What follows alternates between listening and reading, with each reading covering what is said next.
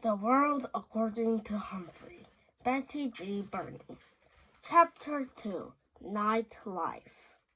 For the rest of the day, I felt sad. You look sad, Humphrey, Golden Miranda said when she was cleaning my cage right before lunch.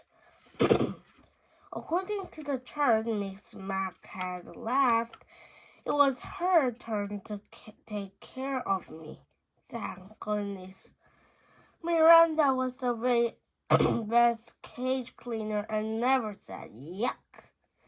She put on the throwaway gloves and cleaned my pottery corner, changed my bedding, gave me fresh water, and finally, oh joy!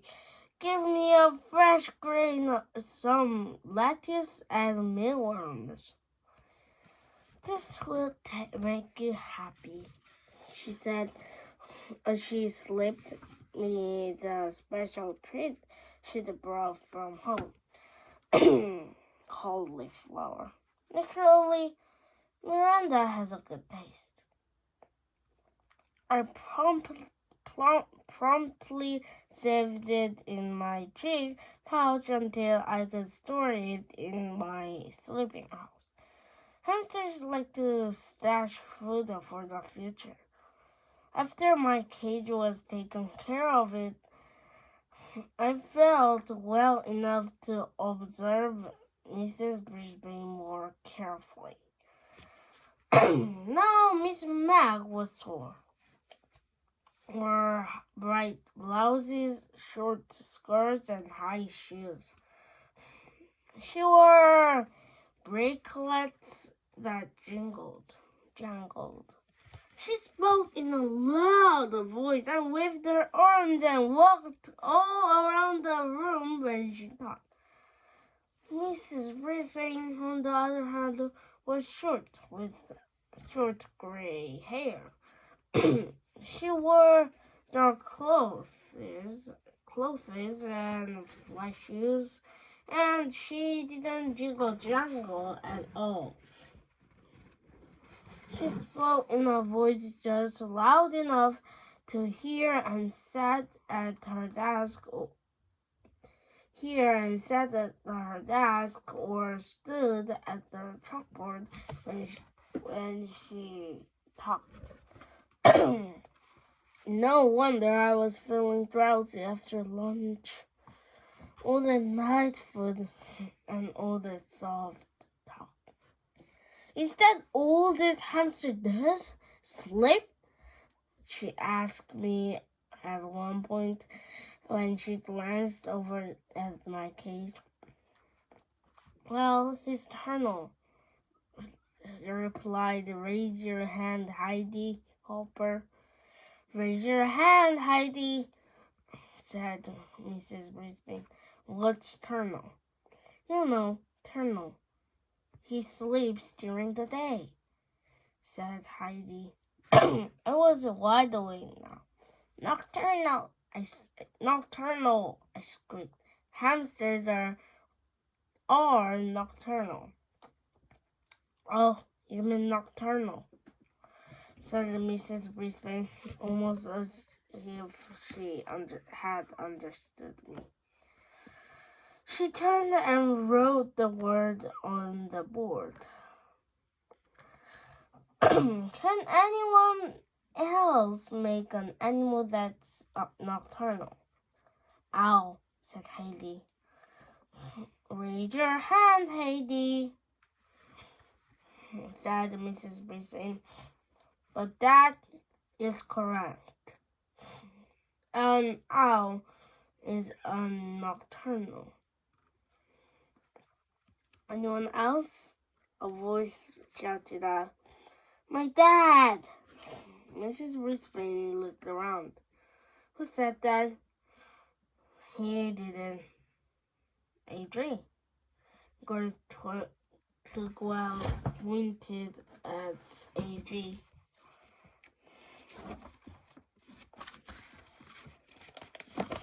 Both boys sat at the table nearest to my cage. What about your dad? Mrs. Brisbane asked. AJ squirmed in his seat. Well, my mom always says my dad is nocturnal because he stays up so late watching TV. Stop giggling, Gail, and a few other students snickered. Mrs. Brisbane didn't crack a smile. Her use of the word is correct, she said. So, technically, humans are not nocturnal. Any others? Eventually, the class came up with more names of nocturnal animals, like bats and coyotes and opossums, and Mrs. Brisbane said the class would be learning more about animal habits later in the year. If she'd just look at me, she could learn a lot. But I noticed for the rest of the day that Mrs. Brisbane stared far away from my teacher, as if I had a disease or something. She had a mighty fine story to us in the afternoon. So, in fact, I can't get back to the nap afterward. It was about a scary house and this scattering noise and a ghost. Thump, thump, thump. The ghost came down the hall. Oh, I had the shivers and quivers. I have to say, Mrs. Brisbane knows how to read a story. Her voice changed and her eyes got wide, and I forgot about her gray hair and her dark suit. To speak the truth, my fur was on hand. The story had a funny ending because it turned out the ghost wasn't really a ghost. It was an owl. At the end of the story, everybody laughed, even Mrs. Brisbane. I was beginning to think that life with a new teacher wouldn't be so bad. But I changed my mind when the bell rang at the end of the day. All my classmates raced out to the room. Classmates raced out of the room, leaving me alone with her. She erased the chalkboard and gathered up her papers. I could tell that we'd be going home soon. Suddenly, I began to worry. What if Mrs. Brisbane lived in a scary house with spooky noises and a thumping ghost? Thump, thump, thump. Or even wonder, what if Mrs. Brisbane had a crazy pet, like a dog? My mind was racing so fast as I was spinning my wheel when she finally approached and looked down at me, frowning. Well, you're on your own now. With that, she closed the blinds and walked away. But I heard her mother groan under her breath.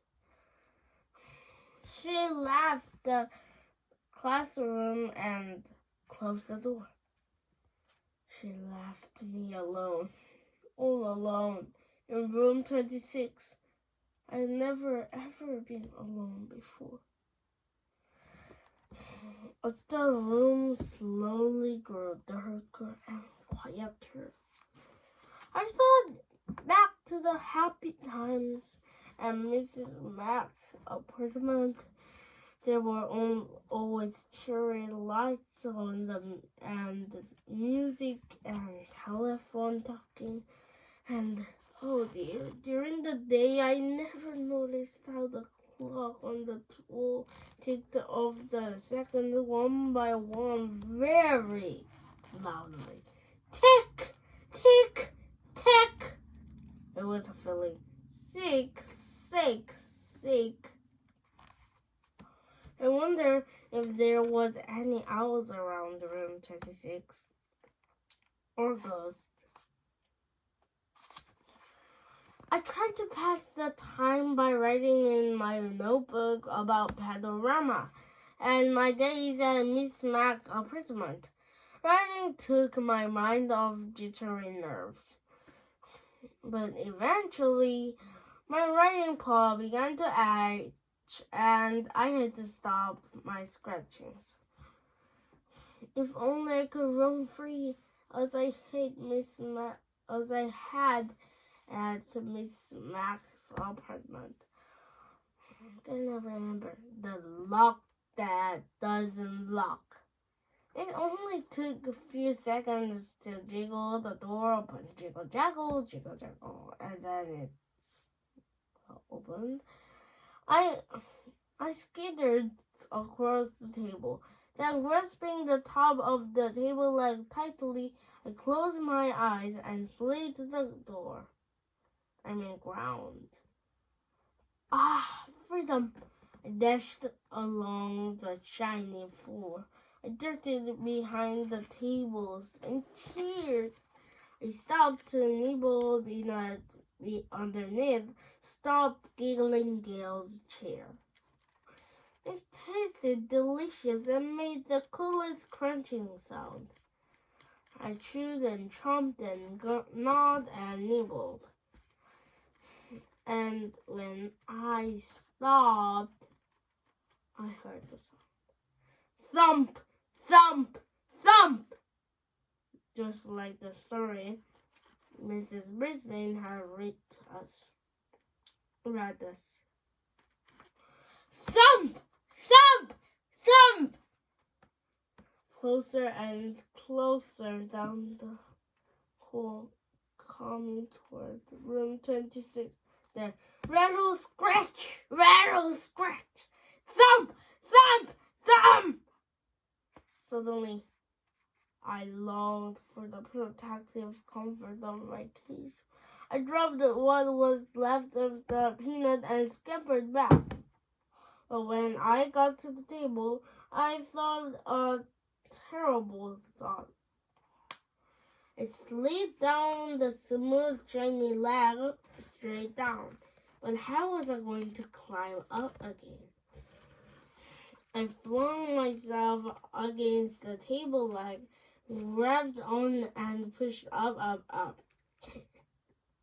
But I had only made a little progress when I began to slide down. I was right back where I started. The rattling got louder. The sounds weren't coming toward room 26 no more.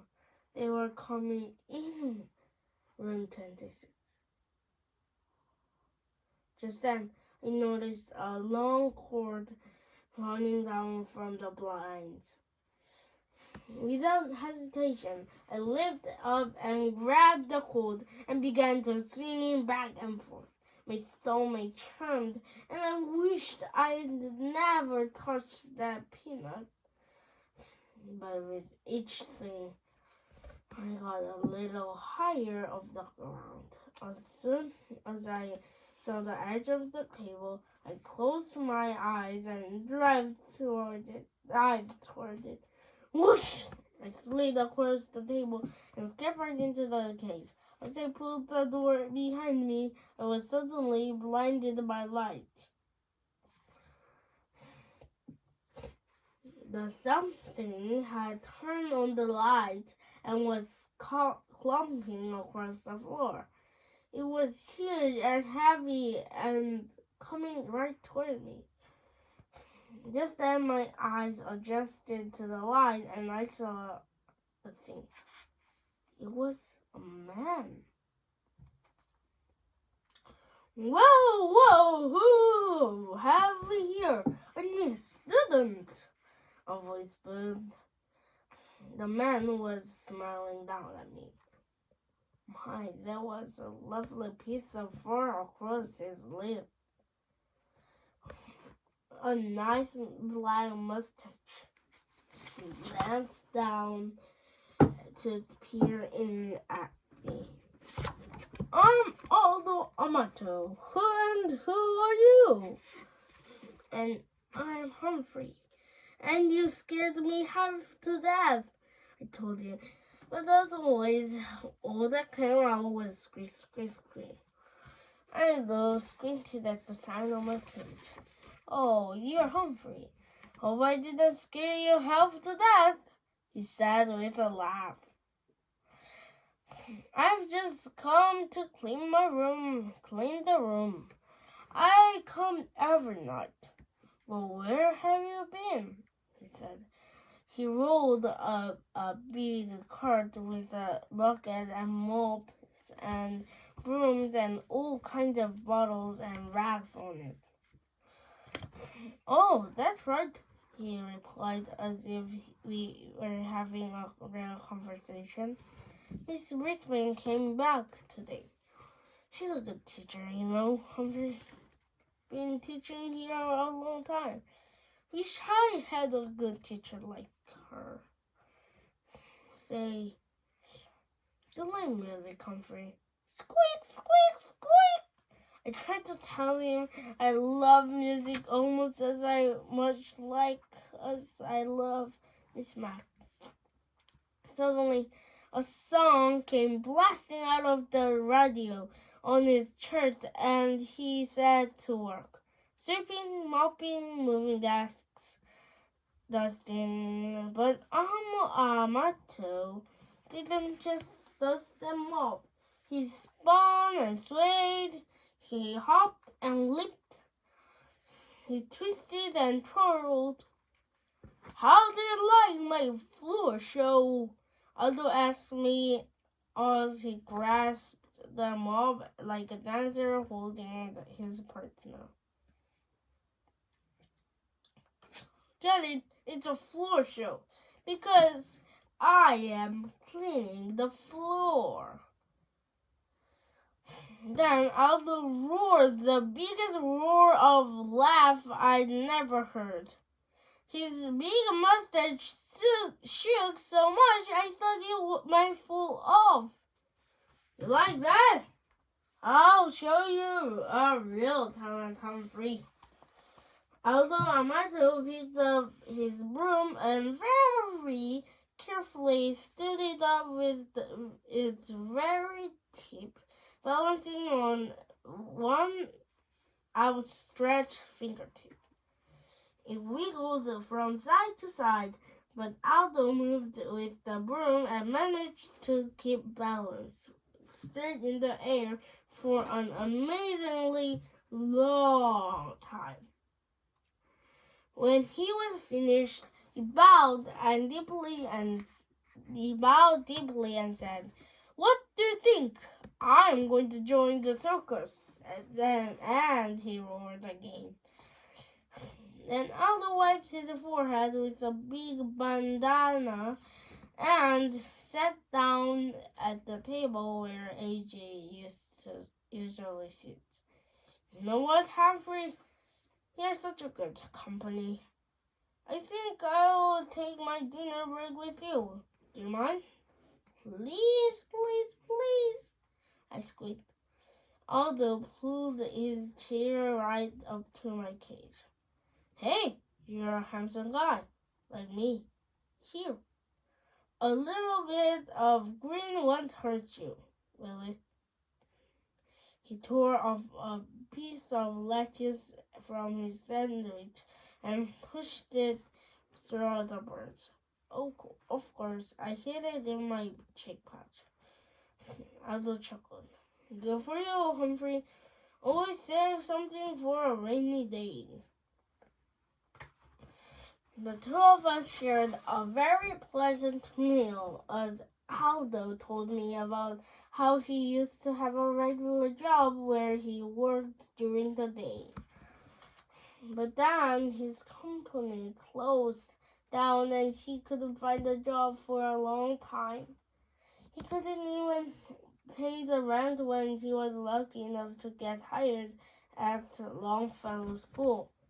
He was glad to get the job, but it was lonely working at night because his friends work during the day. They can never get together like they used to. I tried to speak to him about all the creatures like me that are also nocturnal and adolescent. I know you're trying to tell me something, Humphrey, but I can't tell what it is. Maybe you're just saying I'm not alone after all, huh? Squeak. He understood. Aldo stood up and threw his trash into the plastic bag on his cart. Well, I've got lots of other rooms to clean, my friend. But I'll be back tomorrow night. Maybe I'll take my dinner break with you again. Aldo pushed his cart toward the door and reached for the light switch. No! I squeaked, dreading the thought of being plunged into darkness again. Aldo stopped. I hate to leave you in the dark, but if I don't turn off the lights, I could lose my job. He clumped the bag across the floor to the window. Tell you what, I'll leave the blinds open a little. There are a nice light right outside your window. And he turned off the lights and laughed. I chomped on the lettuce I saved and basked in the warm glow of the streetlight and my new friendship with Aldo. Tip 2. Hamsters are not picky about their food and eat very little. Make sure to feed your pet a wide variety of tasty food.